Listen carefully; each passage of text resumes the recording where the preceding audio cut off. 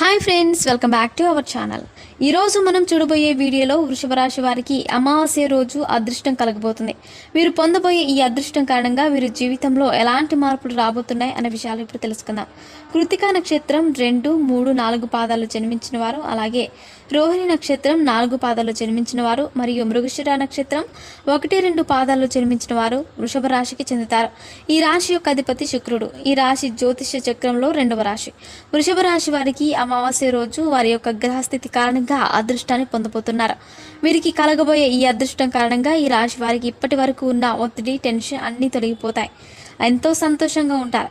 ఈ రాశిలో జన్మించిన వారు చూడడానికి ఎంతో దృఢంగా అలాగే అందంగా ఉంటారు.